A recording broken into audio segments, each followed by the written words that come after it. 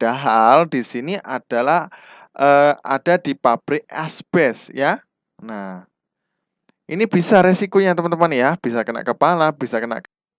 Assalamualaikum warahmatullahi wabarakatuh. Selamat datang di channel Gudang Edukasi, gudangnya ilmu teman-teman. Nah, kali ini kita akan membahas ya lagi-lagi tentang FR P3K Perawat di tahun 2023 ini ya. Bagi teman-teman yang belum ujian, semoga channel ini ya bermanfaat bagi teman-teman yang nantinya buat bekal ujian teman-teman ya. Bagi teman-teman yang baru gabung dan baru tahu channel ini, silakan subscribe dan bunyikan tombol loncengnya agar tidak ketinggalan soal-soal yang terbaru khususnya P3K di tahun 2023 ini. Tidak berlama-lama, langsung saja kita ke TKP teman-teman ya. Yang pertama adalah seorang laki-laki berusia 45 tahun dirawat di RSKJ sedang mengamuk, ingin memukul teman-teman sekamarnya sampai tidak bisa terkontrol. Ekspresi wajah tegang, mata merah, dan melotot. Apa intervensi yang tepat untuk kasus di atas? A. Restrain. B. Psikofarmaka. C. Terapi suportif. D. Terapi lingkungan. E. Terapi aktivitas kelompok. Nah, kira-kira apa jawabannya teman-teman? Kita kasih waktu 5 detik untuk teman-teman berpikir.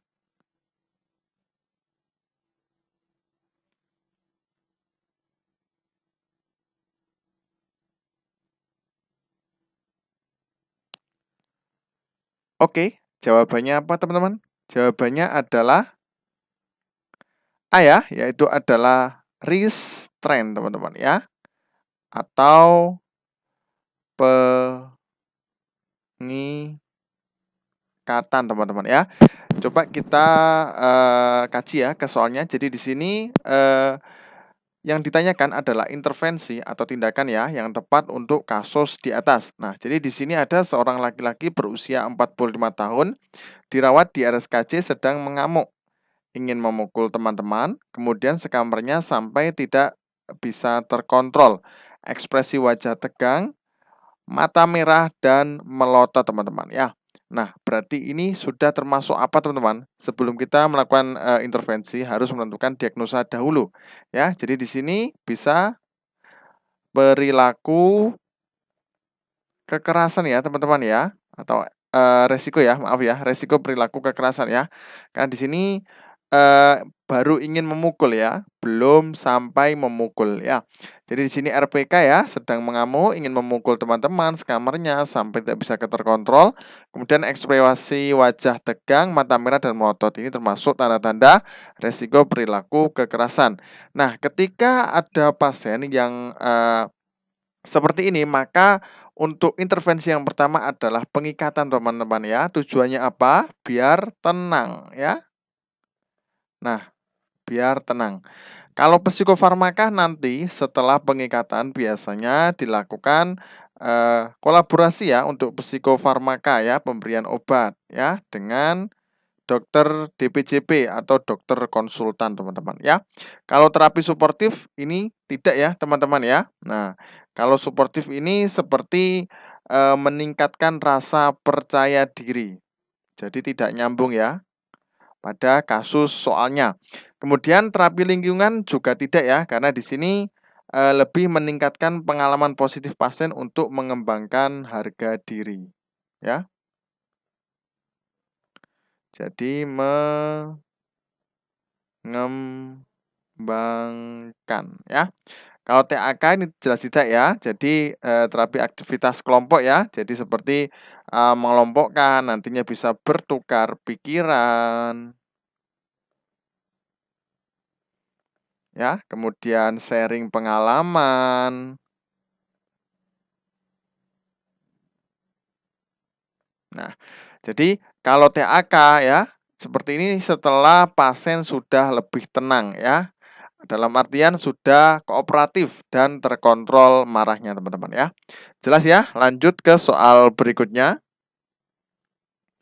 Seorang bayi usia 2 bulan dibawa oleh ibunya ke puskesmas untuk mendapatkan imunisasi. Sebelumnya bayi sudah mendapatkan imunisasi BCG dan polio 1. Apakah jenis imunisasi yang harus didapatkan bayi saat ini? A.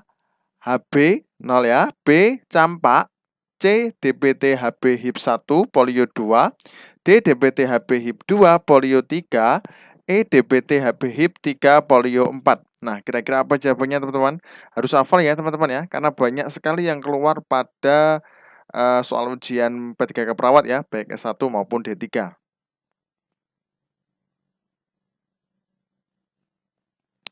Oke, jawabannya adalah C ya, yaitu adalah DBT HB HIP 1 polio 2 teman-teman ya. Nah, jadi di sini ada beberapa ya untuk imunisasi mulai dari umur 0 ya, bayi lahir sampai 9 bulan ya, karena ini termasuk imunisasi dasar ya.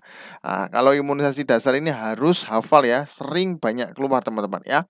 Nah, jadi di sini untuk imunisasi HB0 ya diberikan pada usia 0 sampai 7 hari ya. Nah, jadi ini ya. Kemudian campak berarti otomatis 9 bulan ya. Paling gampang ini ya. Diingatnya ya. Kemudian DBT HB HIP 1 polio 2 diberikan pada usia 2 bulan teman-teman ya. Jelas ya. Berarti jawabannya C ya. Nah, kemudian lanjutannya imunisasi DBT HB HIP 2 polio 3 diberikan pada usia 3 bulan ya. Kemudian imunisasi DBT HB HIP 3 polio 4 diberikan pada usia 4 bulan. Nah, ini harus hafal ya teman-teman ya. Dicatat, dihafalkan ya. Tiap tahun pasti keluar ini teman-teman ya.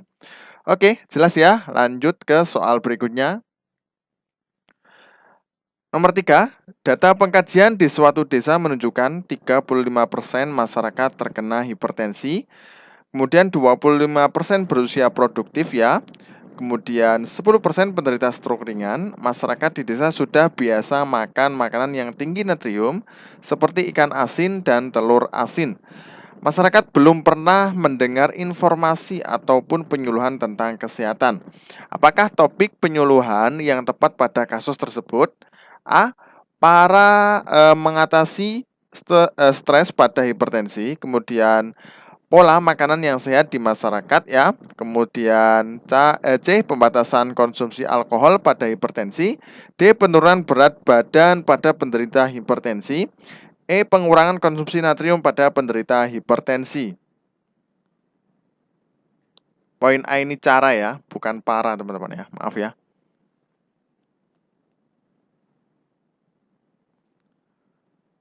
Oke, jawabannya apa teman-teman? Jawabannya pastinya apa? E ya, yaitu adalah pengurangan konsumsi natrium pada penderita hipertensi ya teman-teman ya. Jadi di sini kita lihat ya untuk pengkajiannya. Jadi di suatu desa menunjukkan 35% masyarakat terkena hipertensi ya. Nah, jadi 35% kita lingkari. Kemudian 25% berusia produktif, 10% penderita stroke ringan. Nah, kemudian masyarakat di desa sudah biasa makan makanan ringan yang tinggi natrium seperti ikan asin, kemudian dan telur asin. Masyarakat juga belum pernah ya ini ya mendengar informasi ataupun penyuluhan tentang kesehatan. Nah, dari data-data tersebut kita fokuskan pada yang data persen-persen ini teman-teman ya. Jadi di sini ternyata 35% masyarakat terkena hipertensi ya. Nah, penyebabnya apa? Berarti di sini lebih suka ya. Nah, ini sudah biasa makanan ikan asin dan telur asin. Nah, kalau asin-asinan ya berarti kepada hipertensi ya. Nah, ya. Nah, bisa jadi stroke ringan ya. Karena tensinya lebih tinggi ya. Nah, jadi di sini ya, penderita stroke ringan ya. Nah, kemudian data fokusnya lagi masyarakat belum pernah mendengar informasi ataupun penyuluhan tentang kesehatan. Nah, berarti dia belum pernah diberikan informasi atau penyuluhan tentang hipertensi maupun pengurangan makanan konsumsi natrium ya teman-teman ya. Nah, otomatis jawabannya adalah E ya, karena sesuai dengan fakta soal tersebut pengurangan konsumsi natrium pada penderita hipertensi teman-teman ya. Jelas ya? Nah, kalau A, cara mengatasi stres pada hipertensi. Nah, di sini tidak ada ya tanda-tanda stres ya. Istilahnya depresi atau seperti apa, tentang hipertensi ya. Di sini tidak ada di soalnya. Jadi untuk poin A tidak ya, teman-teman ya. Kemudian pola makan yang sehat di masyarakat. Nah, ini juga bisa tapi kurang tepat ya, karena di sini permasalahannya adalah lebih suka makanan yang tinggi natrium dan juga belum pernah mendapatkan penyuluhan. Nah, otomatis memberikan penyuluhan yang tepat ya adalah mengurangan konsumsi natrium pada penderita hipertensi. Kalau untuk C, pembatasan konsumsi alkohol jelas tidak ya. Di soal tidak ada pengkonsumsian alkohol. Kemudian penurunan berat badan pada penderita hipertensi, data-data di soal tidak ada penurunan yang signifikan ya, dan data-data tentang penurunan berat badan. Jadi otomatis poin E lebih tepat ya teman-teman ya. Oke, lanjut ke soal berikutnya.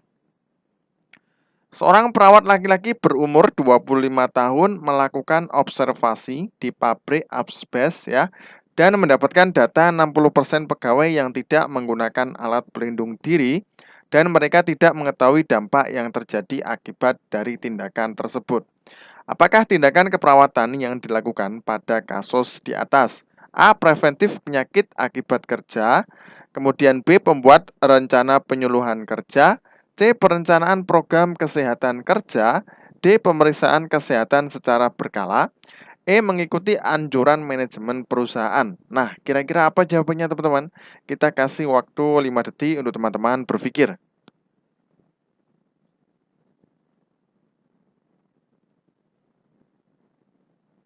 Oke, nah di sini kenapa kok membuat rencana penyuluhan K3 ya? Jadi K3 ini berarti apa? Kesehatan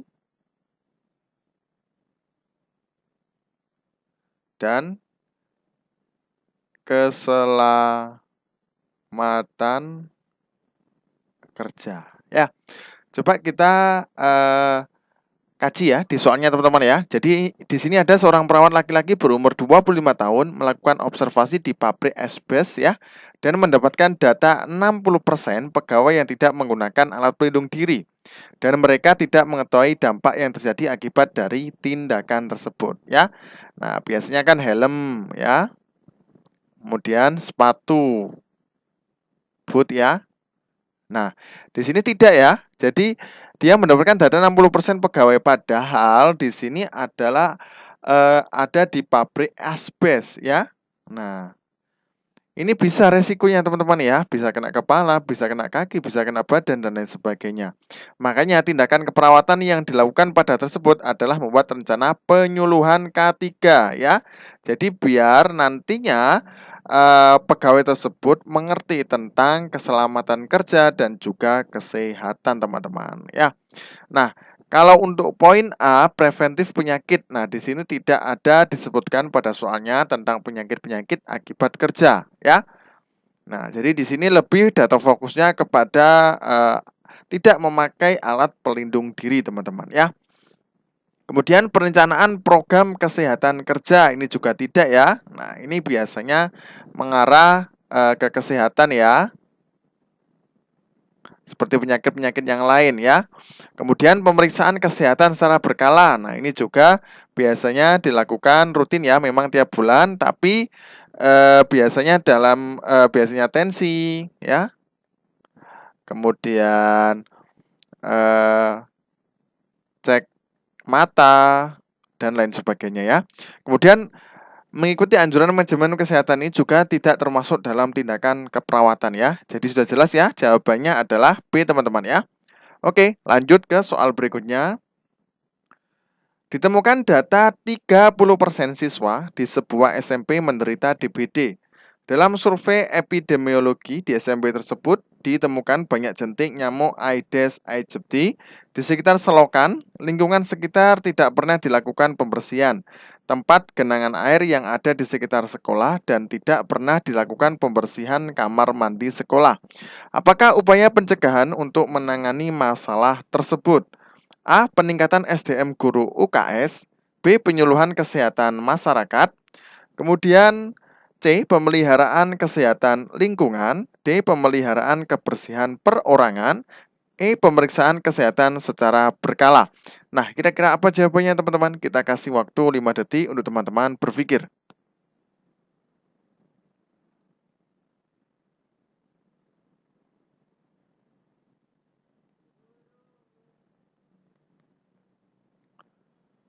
Oke, jawabannya adalah C ya, yaitu adalah pemeliharaan kesehatan lingkungan teman-teman ya. Nah, jadi di sini coba kita kaji ke soalnya ya. Jadi ditemukan data 30% siswa di sebuah SMP menderita DBD ya. Nah, 30%, maaf, 30% menderita DBD. Nah, dalam survei epidemiologi di SMP tersebut ditemukan banyak jentik nyamuk Aedes aegypti di sekitar selokan ya. Jadi di sini ada nyamuk ya, Aedes aegypti di sekitar selokan. Kemudian lingkungan sekitar tidak pernah dilakukan pembersihan. Nah, ini juga ya termasuk untuk data fokusnya. Kemudian tempat genangan air yang ada di sekitar sekolah dan tidak pernah dilakukan pembersihan kamar mandi sekolah. Nah, berarti ini termasuk apa? Lingkungan yang kurang bersih, teman-teman ya. Nah, bagaimana upaya pencegahannya? Yaitu adalah pemeliharaan kesehatan lingkungan, teman-teman ya. Jelas ya. Kalau peningkatan SDM berarti kan tidak. Ini kan berarti menambah pegawai ya, teman-teman ya. Kalau penyuluhan kesehatan masyarakat berarti di dalam masyarakat. Padahal di sini di sebuah SMP atau sekolah, teman-teman ya. Kemudian pemeliharaan kebersihan perorangan berarti kebersihan diri ya.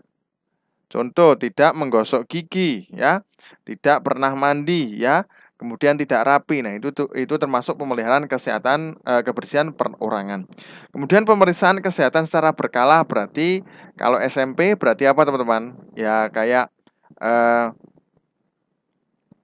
kebersihan kuku ya, kemudian rambut, gigi dan lain-lain ya. Oke, jelas ya, teman-teman ya. Lanjut ke soal berikutnya. Pada suatu desa ditemukan data pada bulan Januari 2023, 65% kepala keluarga tidak mempunyai jamban, 45% kepala keluarga tidak mempunyai tempat pembuangan sampah, kemudian 25% kepala keluarga mengkonsumsi air dari sungai terdekat, dan 20% balita menderita diare. Apakah upaya promotif untuk menangani masalah tersebut?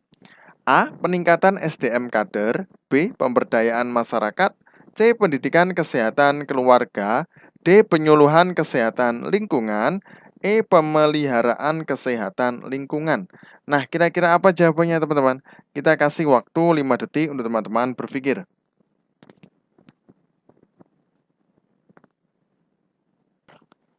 Oke, jawabannya adalah D ya, bukan C, teman-teman ya. Maaf ya, ini salah. Jadi D yang benar ya, yaitu adalah penyuluhan kesehatan lingkungan. Nah, coba kita kaji ke soalnya ya. Jadi di sini pada suatu desa ditemukan data pada bulan Januari 2023, 65% kepala keluarga tidak mempunyai jamban. Kemudian 45% kepala keluarga tidak mempunyai tempat pembuangan sampah. Kemudian 25% kepala keluarga mengkonsumsi air dari sungai terdekat dan 20% balita menderita diare. Nah, otomatis, jadi di sini kita kumpulkan data-datanya ya. Jadi kita cari data fokusnya, teman-teman ya. Kalau jamban ya, kemudian pembuangan sampah tidak teratur ya, kemudian ini banyak mengkonsumsi air dari sungai, berarti lingkungan ya. Nah, ini kemudian 20% menderita diare ya, karena akibat dari mengkonsumsi air dari sungai terdekat ya. Otomatis ini permasalahannya adalah lingkungan. Nah, cara mengerjakan seperti itu, teman-teman ya. Jadi kita cari yang lingkungan. Nah, berarti SDM nggak mungkin ya, pemberdayaan masyarakat nggak mungkin. Pendidikan kesehatan bisa jadi, tapi nanti kita kaji ya. Oke, nah kemudian lingkungan. Nah, kalau lingkungan ini berarti penyuluhan kesehatan lingkungan, teman-teman ya. Karena di sini banyak permasalahan tentang lingkungan ya. Tidak mempunyai jamban, kemudian tidak mempunyai pembuangan sampah, jadi berserakan ya. Kemudian mengkonsumsi air dari sungai terdekat, kemudian bisa jadi balitanya menderita diare karena mengkonsumsi air dari sungai terdekat ya. Nah, upaya promotif apa?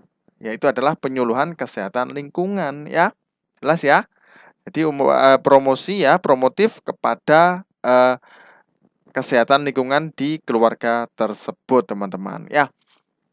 Nah, kalau pendidikan kesehatan keluarga ini jelas tidak ya, karena di sini lebih kepada seluruh masyarakat ya. Nah, lebih umum ya. Kalau khusus untuk kesehatan keluarga berarti lebih kepada pendidikan kesehatan tentang mungkin ya hipertensi, ya, diabetes pada suatu keluarga tersebut. Nah, kemudian pemeliharaan kesehatan lingkungan otomatis lingkungannya sudah baik, lingkungan baik, tinggal optimal atau tidak. Nah, tapi di sini kasusnya lebih banyak tidak mempunyai pembuangan sampah, kemudian jamban dan mengkonsumsi air, otomatis lingkungan yang terdampak ya. Jadi memberikan penyuluhan tersebut ya. Oke, jelas ya teman-teman ya. Lanjut ke soal berikutnya. 7. Seorang laki-laki tiba di UGD dengan keluhan sesak akibat kecelakaan di perempatan lampu merah. Hasil pengkajian pernafasan Kusmaul, terdapat jejas di seluruh tubuh, tekanan darah 145/80 mmHg, nadi 100 kali per menit, suhu 36,5 derajat Celcius, RR 35 kali per menit. Apa yang dimaksud dengan pernafasan Kusmaul? A. Pernafasan cepat dan kecil. B. Pernafasan lambat dan dalam. C. Pernafasan kecil tapi lambat. D. Pernafasan lambat kadang juga cepat. Nah, kira-kira apa jawabannya teman-teman? Kita kasih waktu 5 detik untuk teman-teman berpikir.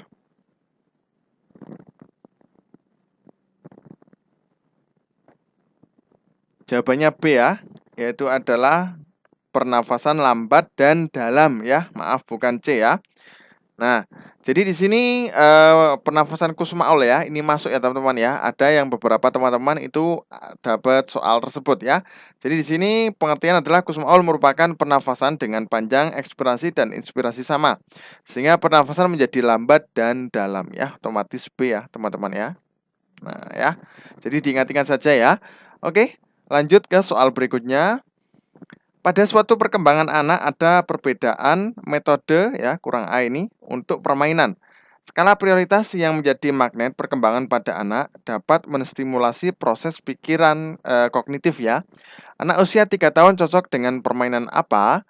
A. Puzzle. B. Mainan magnet. C. Menggambar. D. Mewarnai. Nah, kira-kira apa jawabannya teman-teman? Kita kasih waktu 5 detik untuk teman-teman berpikir.